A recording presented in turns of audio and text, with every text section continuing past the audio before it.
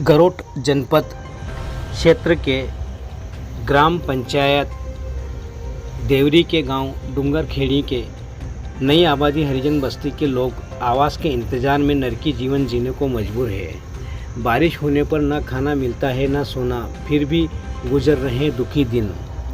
कर रहे हैं प्रधानमंत्री आवास का इंतजार। सिस्टम की नाकामी कहें या व्यवस्थाओं की चूक, इसका जीता जागता उदाहरण गांव डूंगरखेड़ी की हरिजन बस्ती में देखने को मिल रहा है।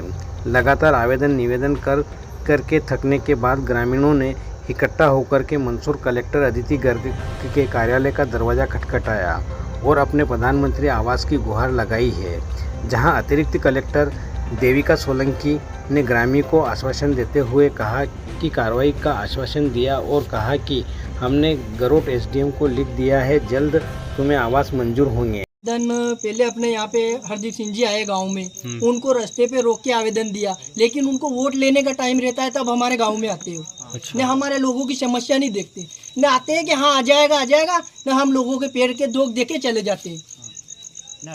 2011 में सर्वे हुआ था, तब भी हमारे मकान नहीं आए, जिसके बावजूद 2018 में सर्वे हुआ तो एक तो वो विष्णु सोलंकी थी, रोड सिंह जी सरपंच थे, एक और भदौरिया करके कोई मंत्री जी थे, सभी हमारे गांव में आए तो उन्होंने फोटो खींचने से इनकार कर दिया था। तो हमारे एक साथी ने 181 पे शिकायत की, जिसके बावजूद फोटो खींचे। तो आज हमने पंचायत में जाके जानकारी ली तो उन्होंने बोला कि आपका डाटा आगे कहीं पहुंचा ही नहीं है। अच्छा। तो सर हम इस गांव के निवासी नहीं है क्या? हमारे लोगों के मकान नहीं आएंगे? इस तरह से इनको 40 से 50 साल हो गए दुख देखते हो न। मैं ये कहना चाहता हूँ, प्रधानमंत्री बोलते हैं कि 2024 तक मकान आ जाएंगे, कहाँ आए मकान यहाँ पे? अगर हमारे अभी तक कल हम कलेक्टर को आवेदन देने जा रहे हैं, अगर जिसके बावजूद कलेक्टर साहब ने भी नहीं सुना तो हम सीएम डॉक्टर मोहन यादव को भी वहाँ जाके उनके दरवाजा खटखटाएंगे। क्या नाम है आपका? और मेरा नाम कमलेश यादव है। मैं और ये कहना चाहता हूँ कि हम अगर हमारा जल्द निराकरण नहीं हुआ तो जल्द बहुत बड़ा धरना प्रदर्शन करेंगे हम भोपाल जाके। कौन सी पंचायत पड़ती है इसकी? ये पहले टकराव पंचायत पड़ती थी, अब देवरी है। सरपंच सचिव से आपने बात करी? अभी नए सरपंच साहब से भी बात हुई है मेरी। उन्होंने बताया कि अब जो पुराने सरपंच ने आपका डाटा अपलोड नहीं किया तो उसका मैं कुछ नहीं कर सकता हूँ, आप जाके डायरेक्ट कलेक्टर साहब से बात करें और उनके नाम की शिकायत करें। हमारे बहुत साल हो गए मकान नहीं आए साहब। कितने साल हो गए आपको यहाँ रहते? 50 साल हो गया, 40-50 साल हो गया और कोई सुनता नहीं है। हमारे घर में पानी भरा गया है। हरदीप भाई भी आता है तो वो क्या आ जाएगा, कोई हमारी कोई सुनते भी नहीं। कितने आपके सदस्य, कितने परिवार में? 8 सदस्य। कितने बार आवेदन करा आपने आवास के लिए? बहुत बार किया है। क्या नहीं सुना। क्या बोलते हैं कि हाँ आ जाएंगे ना, बड़े पैसे वाले के आ जाते हैं और हमारी कोई नहीं सुनता। हाँ, ये समस्या निकल हमारे घर में पानी घुस जाता है। इसका कारण ये रहा है कि इसमें कर्मचारियों की गलती है और सरपंचों की गलती है। इन्होंने उस बात पर ध्यान नहीं दिया। आज ये अभी जो 2 साल हो गए इसमें पोर्टल ही बंद है, तो हम कहाँ से इनका नाम लिखे? और उससे पहले इन लोगों ने इनका लिस्ट में नाम लिखा ही नहीं। किसने? जो ये पहले वाले कर्मचारी थे, वो सरपंच थे, जो भी थे वो तरफ से। तो ये मैंने तो गांव वाले से भी कहा आप कलेक्टर साहब पे जाओ। मैंने भी एक बार 2 साल पहले कलेक्टर साहब से कहा, हरदीप सिंह जी से कहा कि ये बात, जैसे आज मुझे दुख होता है कि पैसे वाले के मकान आ रहे हैं और गरीब आदमी की ज़रूरत है।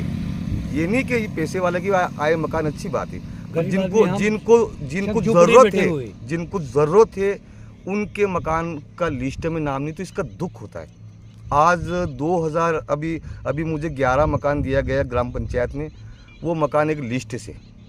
ऐसे लोग भी है मेरी पंचायत में जिनके रहने का मकान ही नहीं है और उनकी हैसियत भी नहीं है।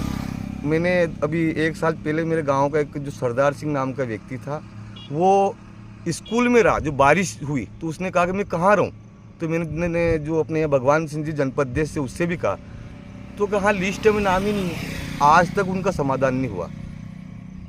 हालांकि मैं खुद बीजेपी का कार्यकर्ता हूं, मैं खुद इस बात को मानता हूं, पर ये आज इतनी कमी है और सरकार को इस बात पर ध्यान देना चाहिए कि हम जो लोग हैं, गांव से, लोगों से, जनता से जुड़े हुए हम हैं, ना सरकार है ना कोई विधायक है। मतलब मुझे दुख होता कि ये मकान इसके नहीं, इनका लाभ इसको मिलना था, तो इसको नहीं मिला, उसको मिला जहाँ ज़रूरत नहीं थी उसको मिला।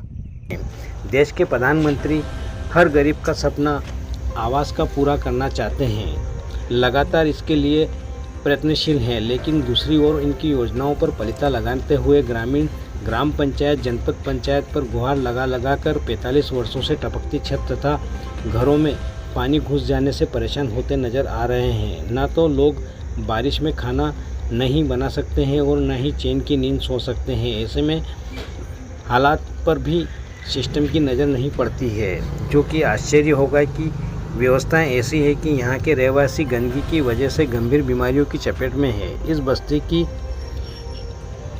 शुद्ध सरपंच से लेकर के सांसद तक जनप्रतिनिधि किसी ने इसकी सुध नहीं ली है। न ही प्रशासन के जिम्मेदार सचिव से लेकर के कलेक्टर तक ने इस बस्ती की सुध नहीं ली है। ग्रामीणों का गुस्सा जब फूटा कि नई सूचियां प्रधानमंत्री आवास की जारी हुई और बस्ती के किसी भी एक भी हरिजन हितग्राही का नाम इस सूची में नहीं मिला।